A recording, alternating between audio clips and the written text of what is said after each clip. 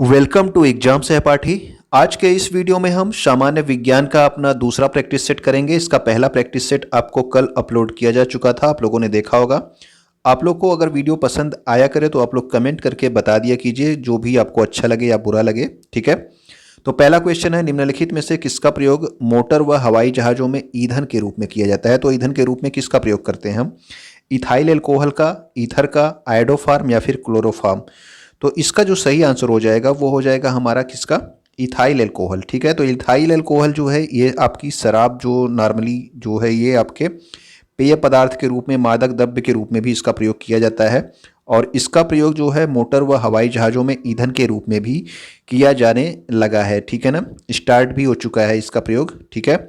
अगला क्वेश्चन है हमारा, रेडियो व टीवी के संचारण में किन विद्युत चुंबकीय तरंगों का उपयोग होता है? तो रेडियो और टीवी का जो संचारण किया जाता है उसमें जो है किन विद्युत चुंबकीय तरंगों का प्रयोग किया जाता है? तो इसका जो है आप सही आंसर पता होगा आपको, रेडियो तरंगे, अवरक्त तरंगे या फिर पैराबैंगनी या फिर गामा किरणें।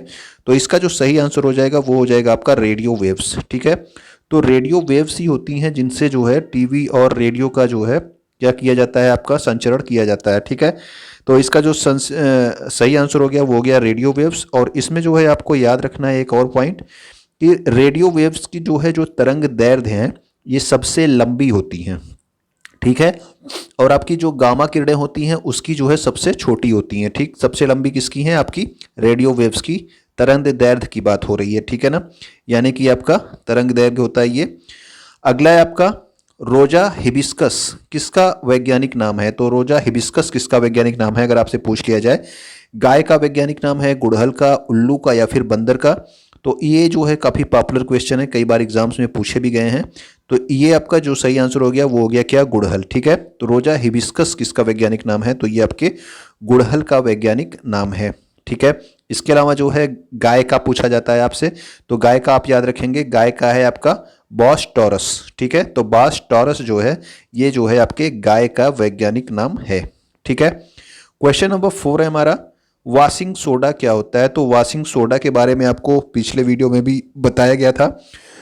कैल्शियम बाइकार्बोनेट होता है, सोडियम कार्बोनेट होता है, सोडियम बाइकार्बोनेट होता है या फिर ये कैल्शियम कार्बोनेट होता है। तो वॉशिंग सोडा जो है ये सोडियम कार्बोनेट होता है, ठीक है। पिछले वीडियो में आपको ये बताया गया था किस लिए, जो आपको जल को मृदु और जो है मतलब कठोरता दूर करने के लिए जो आपकी चीज़ यूज की जाती है वो क्या है?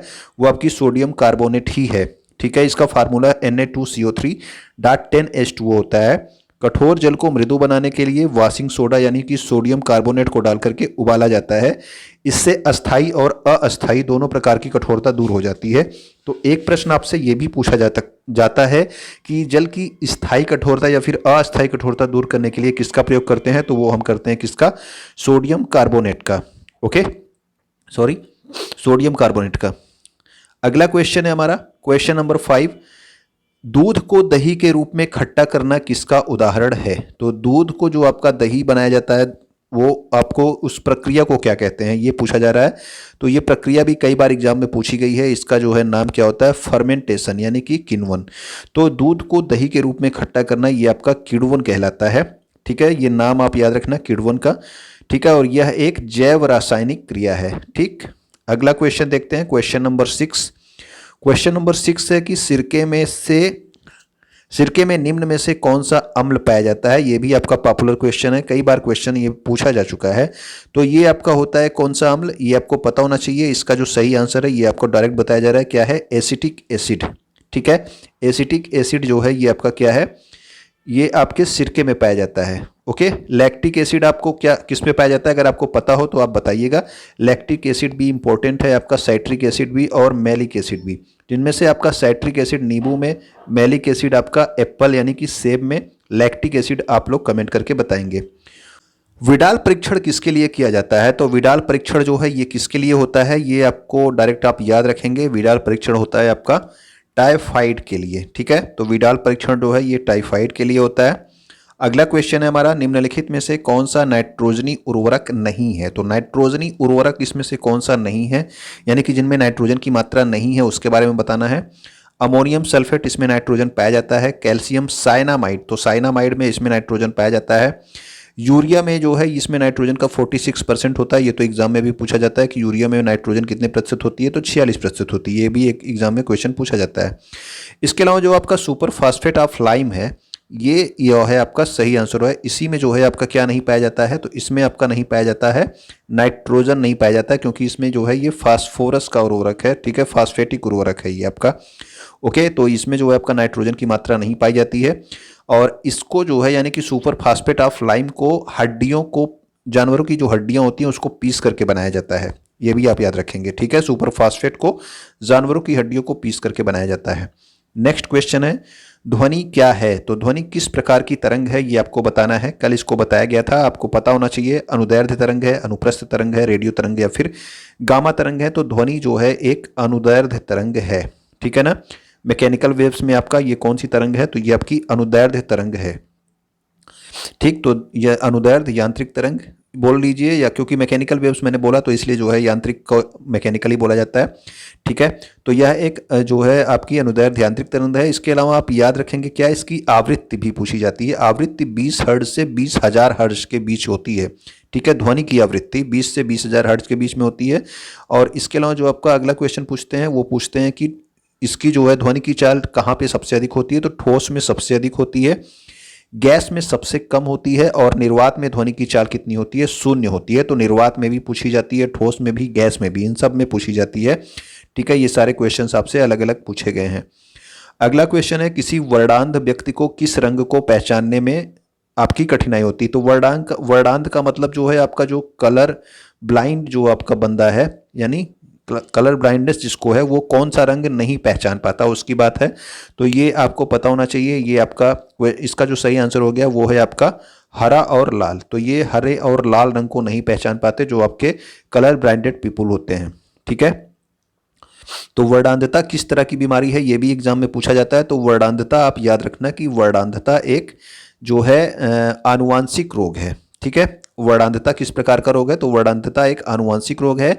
इसका रोगी हरा और लाल रंगों में अंतर नहीं पहचान पाता है।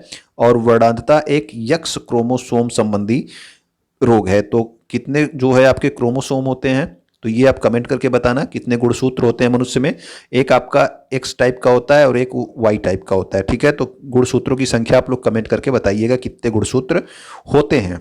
ओके, नेक्स्ट क्वेश्चन देखिए, मोटर वाहन की बैटरी में कौन सा अम्ल प्रयोग होता है? तो मोटर वाहन जो आपके चलते हैं उनकी बैटरी जो होती है उसमें कौन सा एसिड होता है? ये भी एक पॉपुलर क्वेश्चन है, कई बार पूछे गए हैं। तो इसका आप डायरेक्ट याद रखना कि इसका सल्फ्यूरिक अम्ल, हिंदी में लिखा रहेगा सल्फ्यूरिक अम्ल, इंग्लिश में मतलब कि इसका जो फार्मूला होता है वो होता है H2SO4, ठीक है। तो फार्मूला इसका H2SO4 है और इसका जो आपका नाम होता है वो होता है सल्फ्यूरिक अम्ल। यहाँ पे नीचे लिख दिया गया है, इसको आप ध्यान से देख लेना। ओके, तो सल्फ्यूरिक अम्ल का प्रयोग स्टोरेज बैटरी, पेट्रोलियम के शुद्धिकरण आदि में होता है। सल्फ्यूरिक अम्ल को कशिश का तेल भी कहा जाता है। ये भी पूछा गया है कि कशिश का तेल किसको कहा जाता है, तो वो भी आपका H2SO4 ही है। ओके, नेक्स्ट क्वेश्चन है हमारा, वायुमंडल में उपस्थित आर्द्रता किससे मापी जाती है? तो जैसे अभी आपने देखा H2SO4 सल्फ्यूरिक अम्ल, तो आप लोग कमेंट करके बताना कि HCl, अरे मैंने तो खुद ही क्वेश्चन ही बता दिया, आंसर ही बता दिया, हमारे पेट में कौन सी जो है अम्ल जो है वो होता है, ठीक है। अगला क्वेश्चन देखिए, वायुमंडल में उपस्थित आर्द्रता किससे मापी जाती है? तो आर्द्रता की माप कौन करता है, आप कितनी बार पढ़े होंगे? आर्द्रता की माप करता है आपका हाइग्रोमीटर। ओके, तो सही आंसर आपका क्या हो गया, वो हो गया आपका हाइग्रोमीटर, ठीक है। तो हाइग्रोमीटर इसका सही आंसर हो गया। लोगों को कंफ्यूजन किस में होता है, कंफ्यूजन होता है उनको हाइड्रोमीटर और हाइग्रोमीटर में, लेकिन इसका जो सही आंसर हो गया आपकी आर्द्रता के लिए जो सही ऑप्शन हो गया, यानी कि आर्द्रता किससे मापते हैं, तो वो मापते हैं आप हाइग्रोमीटर से, ठीक है। और आर्द्रता जो है आपकी हाइग्रोमीटर से मापी जाती है, तो हाइड्रोमीटर से क्या मापा जाता है, तो हाइड्रोमीटर से जल का द्रव का आपेक्षिक घनत्व मापा जाता है, ठीक है।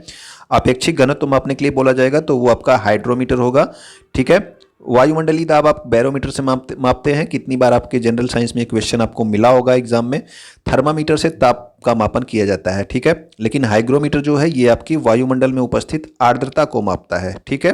वायुमंडल का दाब अगर पूछेगा तो बैरोमीटर, और आपका द्रव का अपेक्षिक घनत्व कौन है, तो वो आपका हाइड्रोमीटर है। क्वेश्चन नंबर 13 है हमारा, जल स्थानांतरण के सिद्धांत का प्रतिपादन इनमें से किसने किया था? जल स्थानांतरण का सिद्धांत यानी कि आपका जो आपने आर्किमिडीज, ठीक है, न्यूटन ने क्या दिया था, तो न्यूटन ने बलों का नियम दिया था। जार्ल डाल्टन किससे संबंधित थे, तो परमाणु के सिद्धांत से संबंधित थे।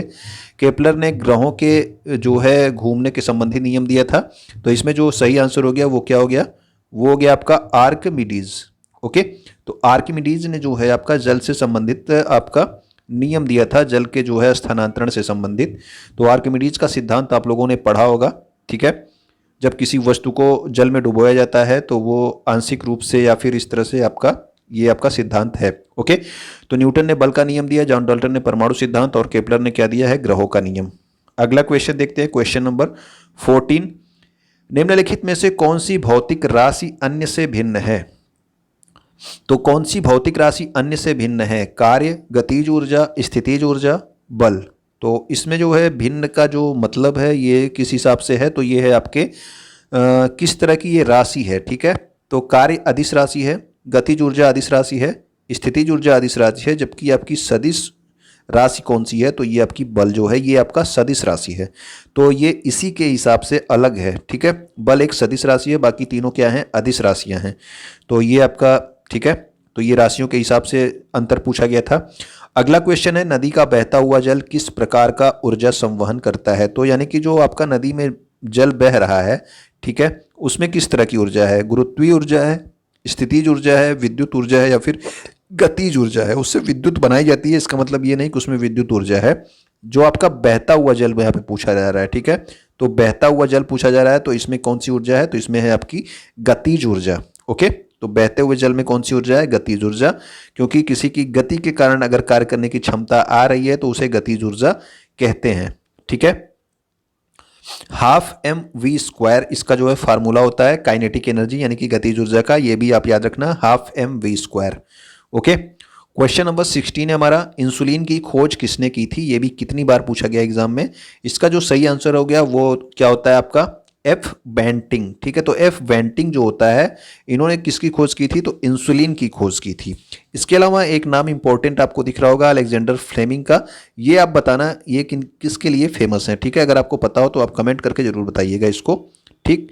अगला क्वेश्चन देखते हैं, और इंसुलिन के बारे में आप ये जान लीजिए कि इंसुलिन होता क्या है। तो इंसुलिन एक हार्मोन है, ठीक। तो ये आप जरूर याद रखना कि इंसुलिन क्या है, तो इंसुलिन एक हार्मोन है। और इंसुलिन का जो स्राव होता है यानी कि कहाँ से ये निकलती हैं, तो ये आग्नेयाशय की बीटा कोशिकाओं से निकलती हैं, ठीक है ना। आग्नेयाशय की बीटा कोशिकाओं से ये निकलती हैं। और इंसुलिन की कमी से मधुमेह या डायबिटीज रोग हो जाता है। कई बार एग्जाम में यही पूछ लेता है कि मधुमेह क्यों होता है, इंसुलिन की अधिकता से, इंसुलिन की कमी से, इस तरह से क्वेश्चन पूछ लेता है। तो आप याद रखना कि इंसुलिन की कमी की वजह से मधुमेह या डायबिटीज रोग होता है, ठीक है। अगर इसकी अधिकता हो जाएगी तो हाइपोग्लाइसीमिया नाम का रोग होता है, हाइपोग्लाइसीमिया नाम का रोग, ठीक है ना। लेकिन अगर आपकी कमी है तब आपका मधुमेह या डायबिटीज होता है। एग्जाम में आपका यही वाला पूछा जाता है, मधुमेह या डायबिटीज रोग क्यों होता है, इंसुलिन की कमी से या फिर अधिकता से। नेक्स्ट क्वेश्चन है, प्रकाश वोल्टीय सेल। तो ये क्वेश्चन का आंसर आप सबको पता होना चाहिए कि प्रकाश वोल्टीय सेल जो होता है वो सौर सेल होता है, ठीक है। इसमें कोई भी चीज़ें आपको ध्यान और नहीं देनी है। प्रकाश वोल्टीय सेल क्या है, ये आपका सौर सेल है। कितनी बार एग्जाम में पूछा गया है आपको पता होना चाहिए। प्राकृतिक गैस का प्रमुख तत्व है। प्राकृतिक गैस में अधिक मात्रा में क्या पाई जाती है, मीथेन पाया जाता है, इथेन, प्रोपेन, ब्यूटेन। तो अधिक मात्रा में यानी कि मुख्य तत्व पूछा गया है, तो प्रमुख तत्व इसमें क्या होता है, तो प्रमुख तत्व होता है आपका मीथेन, ठीक है। तो प्राकृतिक गैस में प्रमुख तत्व होता है आपका मीथेन। 95% हाइड्रोकार्बन होता है, जिसमें से 80% क्या होती है, आपकी मीथेन होती है। प्राकृतिक गैस कहाँ से निकाली जाती है, तो ये आपके पेट्रोलियम के जो कुएं होते हैं, जो यानी कि जिन कुओं से पेट्रोल निकाला जाता है, वहीं से आपकी क्या निकाली जाती है, वहीं से आपकी प्राकृतिक गैस भी निकाली जाती है। और इसमें अधिकतम मात्रा किसकी होती है, तो मीथेन की होती है। क्वेश्चन नंबर 19 है हमारा, बहु औषधि चिकित्सा किसके संक्रमण के लिए उपयोग किया जाता है। तो बहु औषधि चिकित्सा यानी कि आपका मल्टी ड्रग थेरेपी की बात हो रही है। ये किस संक्रमण के लिए उपयोग किया जाता है, कोढ़ के लिए, एड्स के लिए, हैजा के लिए, या फिर हेपेटाइटिस के लिए। तो आप याद रखना इसका जो है सही आंसर है आपका कोढ़, यानी कि इसका जो है लेप्रोसी, इंग्लिश में आप बोलते हो इसको, ठीक है। तो लेप्रोसी जो है आपका जो रोग होता है, इसके लिए जो है ये आपका कुष्ठ रोग आप इसको बोलते हो, ठीक है। कोड यहाँ पे लिखा है वो कुष्ठ रोग होता है। तो इसके लिए जो है आपका मल्टी ड्रग थेरेपी का उपयोग किया जाता है। और ये आपका पूछा जाता है क्वेश्चन और कि ये जो लेप्रोसी यानी कि कुष्ठ रोग है आपका, ठीक, जो आपका कुष्ठ रोग है ये किसकी वजह से होता है, तो ये बैक्टीरिया की वजह से होता है, ये भी आप याद रखना, ठीक। कुष्ठ रोग किसकी वजह से है, बैक्टीरिया की वजह से। इसके लिए मल्टी ड्रग थेरेपी का उपयोग किया जाता है। क्वेश्चन नंबर 20 हमारा, बिजली के बल्ब के अंदर कौन सी गैस भरी जाती है। तो कल ये आपको बताया गया था, आपको पता होना चाहिए इसका आंसर, कि बिजली के बल्ब के अंदर कौन सी गैस भरी जाती है। तो इसके अंदर भरी जाती है या तो आपका आर्गन होता है या फिर नाइट्रोजन, ठीक है। आर्गन या नाइट्रोजन, या फिर उसके अंदर कुछ भी नहीं भरा जाता, यानी कि निर्वात रहता है, कोई हवा भी नहीं रहती उसके अंदर, ओके। या फिर आपका आर्गन या फिर नाइट्रोजन गैस भरी जाती है। तो ये क्यों भरा जाता है, तो बिजली में जो है क्या होता है कि उसका ऑक्सीकरण रोकने के लिए, क्योंकि अगर उसके अंदर ऑक्सीजन चली जाएगी तो वो आपका क्या होगा, टंगस्टन आपका जल जाएगा, ठीक है ना। और उसका ऑक्सीकरण रोकने के लिए बल्ब के अंदर या तो निर्वात कर दिया जाता है या फिर ऑर्गन या फिर नाइट्रोजन गैस भरी जाती है, ठीक। तो उम्मीद करता हूँ कि चीज़ें आपको पसंद आ रही होंगी। अगर आपको पता हो कि टंगस्टन का जो है गलनांक कितना होता है, कल आपको बताया गया था, तो अगर आपको पता हो तो वो आप कमेंट करके बताइएगा, ठीक है। तो वीडियो आप देखते रहिए और अपना आगे बढ़ते रहिए, ठीक है, पढ़ाई के क्षेत्र में और अपनी ज़िंदगी में भी, ठीक है। वीडियो देखने के लिए आपको बहुत बहुत धन्यवाद। एग्जाम से पार्टी आप शेयर कर सकते हैं, आप लाइक कर सकते हैं, वैसे कोई करता है नहीं क्योंकि व्यू बहुत कम आ रहे हैं इस समय। धन्यवाद फिर भी आपका।